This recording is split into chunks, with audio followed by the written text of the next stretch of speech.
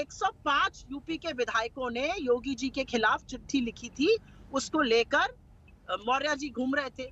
तो ये internal party democracy आपकी कि उनको चुप करके बंद करा दिया गया। आपके यहाँ मध्य प्रदेश में जो खेमे हैं, ये मुझसे ज्यादा आप जानते हैं नरोत्तम मिश्रा जी के। आपके राजस्थान में जो जितने खेमे हैं, चाहे वसुंधरा जी का हो, चाहे गजेंद्र सिंह शेखावत जी का हो, जितने भी खेमे हैं वो मुझसे बेहतर आप जानते हैं। तो इंटरनल पार्टी डेमोक्रेसी एक चीज है और इंटरनल पार्टी हिटलरिज्म एक चीज है। हो सकता है आपके यहाँ वो चलता हो, आप उसको नजरअंदाज करना चाहते हो, मुझे नहीं पता। आपने क्योंकि एक अभिनेत्री का नाम लिया, आप लोगों की चहेती है वो, उन्होंने किसान को कहा था सारे के सारे किसान जो प्रदर्शन कर रहे हैं वो आतंकवादी हैं। ये शब्द थे उनके, they are all bloody terrorist. आप उनके खिलाफ केस क्यों नहीं करते? क्या आपको लगता है कि जो सारे किसान प्रदर्शन कर रहे हैं वो आतंकवादी हैं? ये मैं जरूर जानना चाहती हूँ। क्या आपका ये स्टैंड है? आपके लोगों ने भी कहा वो नक्सलवादी है, फलाना है, आपकी पार्टी ने भी कई बातें कही। क्या आप कंगना रनावत की इस बात से सहमत है? और अगर सहमत नहीं है तो इस देश के किसानों को जो आतंकवादी बुला रहा है उसके खिलाफ क्यों नहीं आप एक्शन लेते? वो कहते हैं they are all bloody terrorist, ये उनके शब्द थे। मैं एक चीज और कहना चाहती हूँ, सवाल तो हम पूछेंगे ही ना, भारत सरकार में मंत्री हैं जयशंकर जी, तो उनसे सवाल पूछने में कौन सी बड़ी बात है? कोई एहसान थोड़ी हम पर आप कर रहे हैं कि आप हमसे आके यहाँ डिबेट कर रहे हैं या एंकर आपसे सवाल पूछ रहा है।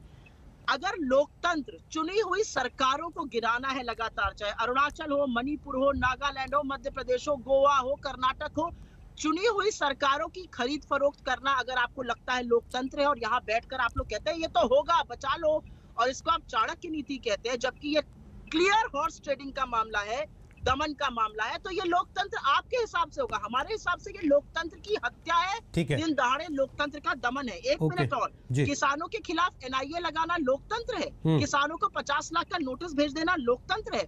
गुप्त दान ले लेना और कानून की फेरबदल कर देना कि पता ही नहीं चले कौन पार्टी इसको दान कर रहा है, आपको लगता है ये लोकतंत्र है? ये लोकतंत्र है। आज इस देश में आवाज उठाना, हर इंस्टीट्यूशन को खत्म कर देना, ये लोकतंत्र है? मुझे लगता है ये बहुत अलोकतांत्रिक है। हमें किसी से सर्टिफिकेट नहीं चाहिए, लेकिन अपने देश में तो असलियत देखिए, शुतुरमुर्ग की तरह अपना सर हम सैंड में घुसा के थोड़ी बैठ सकते हैं। ठीक है, संबित पात्रा बोले हैं, उसके पहले जल्दी से सुब्रमण्यम स्वामी का आपने जिक्र किया, वो सोनिया गांधी के बारे में बहुत कुछ कहते हैं, उसको मान्यता देती है कांग्रेस पार्टी? बिल्कुल कहते हैं, बिल्कुल कहते हैं, वही कहना चाहता था। बिल्कुल भी मैं उनकी भरी आलोचना करती हूँ, मैं उनकी बड़ी भर्त्सना करती हूँ, लेकिन वो भाजपा के सांसद होने के नाते उनके खिलाफ जो सवाल उठाते हैं उस पर वो बोले। सुब्रमण्यम स्वामी जी हमारे नेताओं के खिलाफ बहुत बोलते हैं, लेकिन अपनी पार्टी के भी खिलाफ बोल रहे हैं। तो क्या हो गया है? ऐसी बातें वो क्यों कर रहे हैं? उसका जवाब सरकार क्यों नहीं दे रही है? ये मैं जानना चाहता हूँ। आज पूरे देश में 10 लाख बैंक कर्मचारी हड़ताल पर हैं।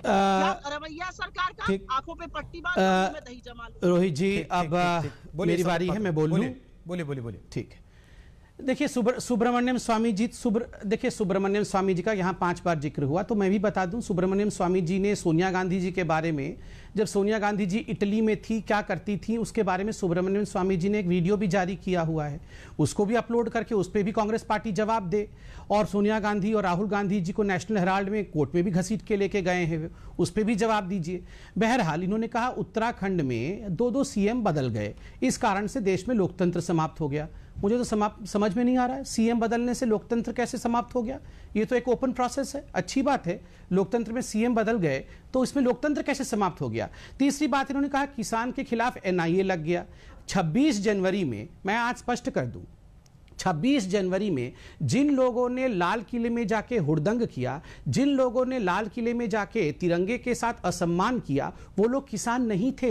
हम उन्हें किसान नहीं मानते हैं और हमारा स्पष्ट मानना है उनके खिलाफ सख्त से सख्त कार्यवाही होनी चाहिए। और हाँ, उनके खिलाफ अगर एनआईए भी लगे तो एनआईए भी लगना चाहिए और उनके खिलाफ